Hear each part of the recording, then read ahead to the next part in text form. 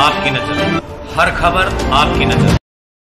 नगर पालिका देवबंद के तत्वाधान में श्री त्रिपुर माँ बाला सुंदरी मेले में संत शिरोमणि गुरु रविदास जी की अमर कथा की अमृत वर्षा योगी जी महाराज के प्रिय शिष्य आचार्य जसवीर दास जी द्वारा किया जा रहा है।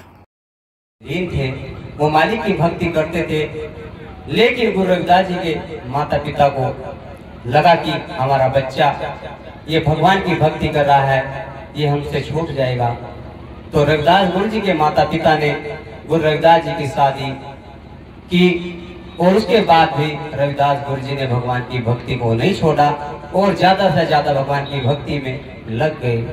सबसे पहले गुरु रविदास जी ने गंगा पर विजय प्राप्त की। जब भी गंगा को गुरु रविदास जी पुकारते थे, गंगा जी गुरु रविदास जी के पास आ जाती थी। गुरु रविदास जी ने सभी धर्मों का आदर किया, सभी महापुरुषों का आदर किया और सबको बड़े प्रेम के साथ समझाया और सबका सम्मान किया। रविदास गुरु जी ने सभी देव देवताओं का सम्मान किया। आज हम सब लोग देव देवताओं का अपमान करते हैं, सभी धर्मों का निरादर करते हैं। रविदास गुरु जी हमें किसी धर्म का निरादर करना नहीं सिखाते। रविदास गुरु जी हमें किसी देव देवता का अपमान करना नहीं सिखाते हैं।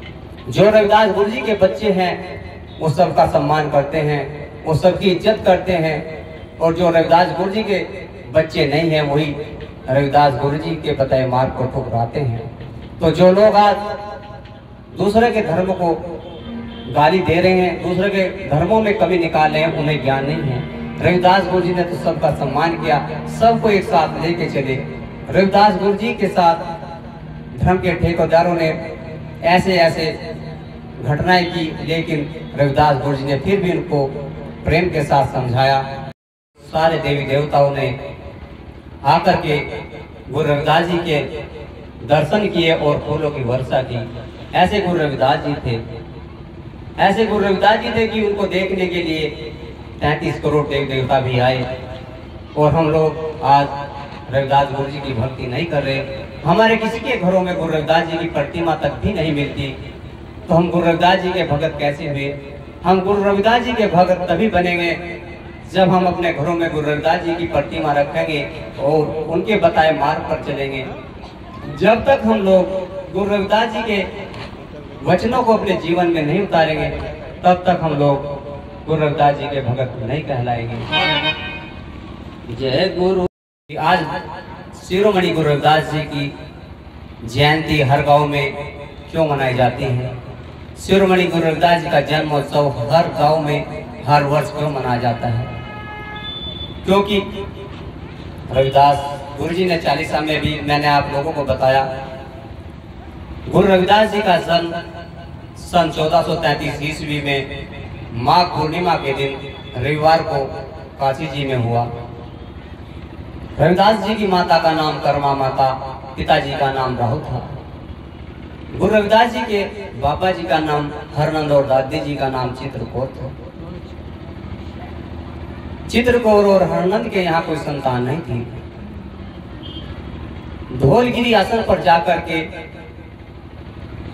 चित्रकौर और हरनंद बाबा जी ने 12 साल तक भगवान की तपस्या की।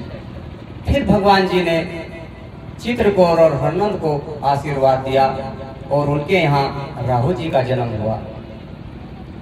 राहु जी के फिर शादी हुई। राहु जी की शादी कर्मा माता के साथ हुई। फिर राहु और कर्मा माता जी के यहाँ भी कोई संतान नहीं हुई। फिर राहु और कर्मा माता जी ने 12 साल तक तपस्या की और उनके यहाँ गुरु रविदास जी का जन्म हुआ। चित्रकौर और हरनंद भक्ति की संतान के लिए तो उन्हें संतान मिल गई, राहु जी मिल गए। राहु जी ने और कर्मा माता जी ने भक्ति की संतान के लिए उनके यहाँ संतान हुई, गुरु रविदास जी का जन्म हुआ। लेकिन गुरु रविदास जी ने भक्ति की भगवान के लिए। जो लोग निस्वार्थ भाव से भक्ति करते हैं भगवान की, वो लोग अमर हो जाते हैं। और जो लोग स्वार्थ के वशीभूत होकर के भक्ति करते हैं वो अमर नहीं हो तो वो तो ऐसे ही दुनिया में ऐसे ही चले जाएंगे। तो इसलिए भगवान के प्रिय भक्त को मनुष्य जन्म बड़े भाग से मिलता है। अगर इस जन्म में भी आकर के हमने भगवान की भक्ति ना की, और वो भक्ति है जो गुरु रविदास जी ने अपने जमाने में की और लोगों से कराई, वो भक्ति अगर हम नहीं करेंगे तो ऐसे ही हमारा मनुष्य जन्म मिला और ऐसा ही ना मिला।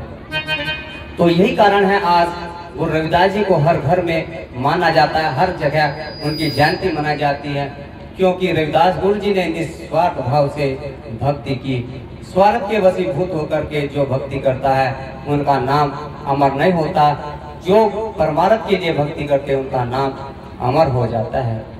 तो भगवान के प्रिय भक्तों, हमें भक्ति ऐसी करनी है जैसी गुरु रविदास जी ने की। गुरु रविदास जी के यहाँ संतों का आवागमन लगा रहता था। सबसे पहले रविदास गुरु जी संतों को भोजन खिलाते थे, उसके बाद खुद भोजन खाते थे। आज हम गुरु रविदास जी के नाम पे आए हुए हैं, गुरु रविदास जी के भक्त कहला रहे हैं, लेकिन आज हमारे किसी के घर में पहले संत नहीं जन्मता, किसी के घर में माता पिता की सेवा नहीं होती। हमारे गुरु जी का मूल मंत्र है माता पिता की सेवा करो।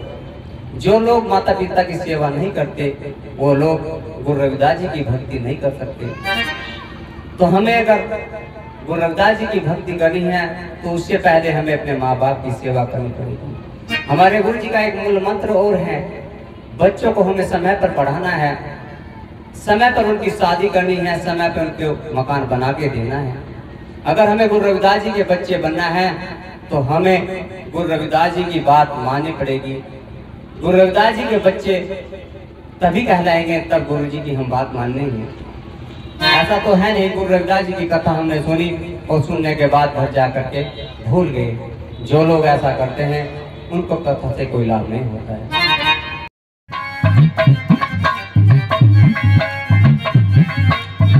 उनके लिए सब समाज एक होता है, उनके लिए सब मानव मानव समान होते हैं। गुरु जी ने बताया है कि पंथ वर्ण तुम्हारा न कोई, नाम रटे से मुक्ति हुई। गुरु जी का कोई पंथ नहीं है, कोई संप्रदाय नहीं है। ये जात बिरादरी जो हमने बना रखी है, ये पार्टियां हैं, ये पंथ हैं, ये मिशन है, ये धर्म नहीं है। हमारा धर्म है मनुष्य धर्म। मालिक ने हम सबको मनुष्य बनाए हैं और सबको प्रेम से रहने का हक है, सबको सम्मान से रहने का हक है। गुरु जी ने बताया है कि पंथ चार होते हैं, ब्राह्मण, क्षत्रिय, वैश्य और शूद्र। गुरु जी कह रहे हैं कि ना तो हम ब्राह्मण हैं, ना क्षत्रिय हैं, ना वैश्य हैं, ना शूद्र हैं, लेकिन यहाँ के धर्म के ठेकेदारों ने हमें जाति प्रथा में बांध दिया है। संतों के पंथ कोई और है, संतों का धर्म कुछ और है और हमारा धर्म कुछ और है। संत ब्राह्मण ज्ञान को बताते हैं, संत ब्राह्मण मस्तिष्क को बताते हैं और संत अक्षत्रिय इन हाथों को बताते हैं, क्योंकि हाथ हमारी रक्षा करते हैं। बुद्धि से ही हमें पता लगता है कि सच क्या है और झूठ क्या है। तो जो चीज हमें निर्णय दे रही है, समझदारी बता रही है, वो ब्राह्मण है और वो हमारी बुद्धि है, और अक्षत्रिय हमारे हाथ हैं। इन हाथों से ही हम अपनी रक्षा करते हैं। संतों के वर्ण को याद रखना है। वैश्य हमारा पेट है, क्योंकि इसमें ही हम खाते हैं और यही हमारे जीवन को चलाता है। और संतों ने बताया है कि शूद्र हमारे पैर हैं, इनको हम चाहे कीचड़ में चले, चाहे फूलों पर चले, ये पैर ही हमारे सब जगह ले जाते हैं। लेकिन यहाँ के धर्म के ठेकेदारों ने ब्राह्मण, क्षत्रिय, वैश्य, शूद्र ये चार वर्ण बना दिए हैं। इन वर्णों से संतों को कोई लेना देना ही नहीं है। ये तो सब मजहब है, पार्टियां हैं, संप्रदाय हैं। संतों के लिए सब मानव एक समान होते हैं। जय गुरु रवि ही एक ऐसा सहारा है जो मनुष्य को भवसागर से पार उतार करके सतमार्ग के रास्ते पर ला सकता है। और शिरोमणि गुरु रविदास जी ने अपनी कथा में बता दिया है। शिरोमणि गुरु रविदास जी की कथा को सुनने के बाद भी अगर हमने गुरु जी के ऊपर विश्वास नहीं किया तो फिर कथा सुनने से कोई लाभ नहीं होगा। गुरु जी की अपरंपार महिमा होती है, उसका पार कोई नहीं पा सकता। एक वचन गुरुदेव का ताका अनंत विचार, थक गए ऋषि मुनि पंडिता, वेद न पावे पार। गुरु रविदास जी के एक वचन का पार चारों वेद, 6 शास्त्र और यहाँ के ऋषि मुनि पंडित भी नहीं पा सकते। गुरु जी की महिमा अपरंपार होती है। जिस किसी को गुरु जी की अपरंपार महिमा के विषय में जानकारी हो जाती है, वो गुरु जी को सच्चे मन से मानते हैं, गुरु जी के प्रति सच्ची श्रद्धा भाव से अपने जीवन को समर्पित कर देते हैं। तो अगर भगवान के प्रिय भक्तों, कथा के सुनने के बाद भी अगर हमने गुरु को सच्चे मन से नहीं माना, गुरु जी के प्रति सच्ची श्रद्धा और विश्वास से हम नहीं आए, तो फिर कथा में आने से कोई लाभ नहीं होगा।